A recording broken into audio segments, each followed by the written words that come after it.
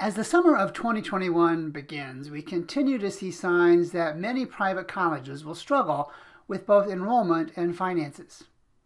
Are you looking for information about the financial health and viability of private colleges you may be considering? Are you concerned they might be in financial trouble, or maybe they might close, or eliminate degrees or programs, or maybe just struggle to provide a quality education? Hi. My name is Gary Stocker. For the past 5 years, I have been researching the financial health and viability of private colleges in the United States. In 2020, I created and released something called the College Viability app. During this video, I'll show you how to quickly and easily compare the financial health and viability of 7 of Minnesota's private colleges. Each of these 7 colleges have had decreases in enrollment for the last reporting period, and that's from 2014 to 2019. This information can help you become more informed, more comfortable, and more confident in your final college decision. The data we use, by the way, is from the National Center for Education Statistics. These are the 7 private Minnesota colleges that we're going to look at. Each of the 7 has had a decrease in full-time equivalent enrollment for the reporting period 2014 to 2019. 2019 is the most recent data available from the National Center for Education Statistics. And we can see as we click on the enrollment button that the decreases have gone from 4% at Augsburg, down 4%, down to almost 24% at Hamline University. 6-year graduation rates go from really pretty good at Gustavus Adolphus College to not good at all at North Central University at 50%. And what this means is that for every 100 students who start at a college, in this case North Central, for their bachelor's degree, only 50 graduate from that college 6 years later.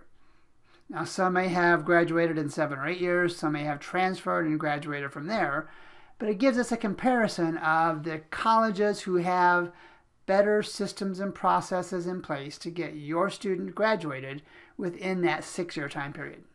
I will be going over each of the colleges individually in a few minutes, but the next thing to take a look at is of these 7, only 2, Augsburg and St. Mary's, showed increases in tuition and fee revenue over the reporting period. This is the revenue they collect from teaching students and from housing students at those colleges. 5 of the 7 had that number decrease. Not a good pattern, not a good trend. And the last thing I want to look at in the summary screen has to do with the balance between the change in expenses and the change in core revenues. What we can see is 5 of these 7 colleges had a notable, if not substantial, imbalance between expenses and revenue, meaning the expense growth or the expense decreases were not matched by revenue growth or revenue decreases. We'll also look at each college individually for that category. Here are the 7 Minnesota private colleges we're going to look at. Augsburg University, St. Mary at University of Minnesota, Concordia College, Bethel University, Gustavus Adolphus College, Hamline University, and North Central University. In these videos, we use a red, yellow, green battery indicator to provide you our analysis of the comparative financial health and viability of these private colleges. A red battery indicator suggests this college does not compare well to others. It could be any combination of enrollment decreases, expense to revenue imbalance, graduation rates, or endowment amounts. A yellow battery indicator, as you might guess, this indicator suggests we have concerns.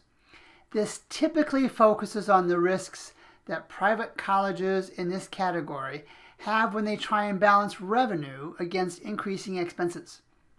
Our experience suggests that yellow battery colleges, private colleges, are at an increased risk of cutting faculty or staff or majors or programs to maintain financial health for the long term. A green battery indicator suggests these private colleges show comparative strength across most, if not all, of the financial, enrollment, and outcome measures that we use. You will see that some private colleges compare well to others, and some don't compare very well at all. Let's work through each of the colleges in alphabetical order, and we'll start with Augsburg University. Their enrollment is down 131 students over the course of the 6-year reporting period. And when we click on the enrollment tab, we can see they started with about 3,200 students in 2013 and 14, and we're down to about 3,100 students, a loss of 130, down about 4% 6 years later. Let's click on the endowment tab, and the endowment for Augsburg University in 2019 was about $50 million and change. It's fair to assume it might be a little bit higher a couple years later. The threshold that we use is right at $50 million. It's a reasonably accepted convention that small to medium-sized private colleges need to be in that $50 million range or higher to have an endowment to provide them the financial support and reserves that they need. And it also shows they have the capacity historically to raise funds from alumni and friends of the college. I'll go back to the changes over the 6-year period, and we can see in the category of 6-year total expenses and 6-year change in core revenues that Augsburg University has had about, not quite, $10 million in increased expenses and core revenue decreases, losses if you will, of over $2 million. So that's an $11 million imbalance. And then lastly, we'll look at the 6-year graduation rate. And the 6-year graduation rate in the year ending 2019 was 57%. Again, we use a threshold in our analyses of 70%. So 57% of students who started at Augsburg University in 2014 graduated by 2019. And again, some may have graduated after that, some may have transferred and graduated other places, but it provides you a comparison of which colleges do the better job of graduating students in this 6-year time period. With all these considerations, we're going to put Augsburg University in the yellow battery indicator. The concerns we have are with enrollment trends, with flat revenues and increasing expenses. We just worry this might be one of the colleges where there are cutbacks in either faculty, staff, programs, something like that. Bethel University is next on our list. We're going to give them a yellow battery indicator as well. You're going to note that their enrollment is down a little over 260 students over the 6 years. They are down about $2.4 million and change in the revenue they collected from tuition and fees. We'll look at the graduation rate separately. And their expense to revenue imbalance is about $7 million to the negative. They've lowered their expenses about $500,000, but their revenues are down, decreased about $7.5 million. When we look at the endowment, we can see that Bethel has grown from $28 million all the way up to almost $50 million in the 6-year reporting period, up $20-some-odd million, up more than any of the other colleges in this group. But still, they're hovering just around that threshold. $50 million, certainly that meets the threshold that we're looking at, but you'll see some of their competitors are well beyond that $50 million threshold. And then finally, we'll look at Bethel University's 6-year graduation rate, and at 73%, it is strong. For sure, they do clearly have systems and processes in place to get their students, their bachelor students, graduated at a high rate within 6 years of starting at Bethel University. So with all those considerations, we will continue with a yellow battery indicator for Bethel University. They will be challenged to balance expenses and revenues.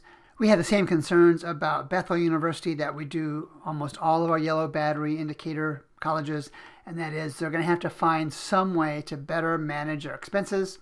And as we have shared before, that could involve cutting of faculty, staff, programs, majors, courses. Next is Concordia College at Moorhead. We'll stick with a yellow battery indicator for Concordia College. Their endowment is strong at $135 million. We can see that as it compares to the others, $135 million. Their graduation rates at Concordia, 72% of every 100, look strong. When we go back to the 6-year changes, we have concerns. Their enrollment is down over 500 students over the 6 years. They're down about $8 million decrease in the tuition and fee revenue they collect from their students.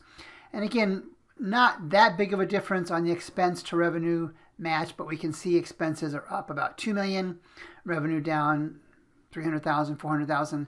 Not a big gap, but again, it's cause for concern for Concordia College. It is important to note that their expense to revenue imbalance is better than most colleges that I look at. The only exception here, I think, is Gustavus Adolphus does show a stronger balance between expenses and revenues, but Concordia, to their credit, has done a better job than most. I like Gustavus Adolphus College. I'm going to give it a green battery indicator, and in large part they've done a really good job of balancing their expenses and their revenues. While their expenses are up a little bit, their revenues are up a lot more, by a factor of about 17. They do have some issues with revenue generator from tuition and fees, down about $7 million, but they're getting other sources of revenue that help balance that expense to revenue imbalance that we see in other places as well. In addition, when we look at their enrollment, there are some concerns, down a couple hundred, but when we look at their overall enrollment at Gustavus, it's 2,400 students about 6 years ago, down to 2,200 students now. That's still a decent number. You can balance that. There are some risks at that level. And then graduation rates for Gustavus at 78%, the strongest of the group. They're to be commended. Clearly, they have the systems and processes in place to graduate students in 6 years. It's also important to note that I use a 6-year graduation indicator. Other analyses sometimes will use 4 years. It's still a comparison of apples to apples. It's just a longer period. More students will have graduated. It's a better indicator of a college's capacity to graduate students than just one at 4 years.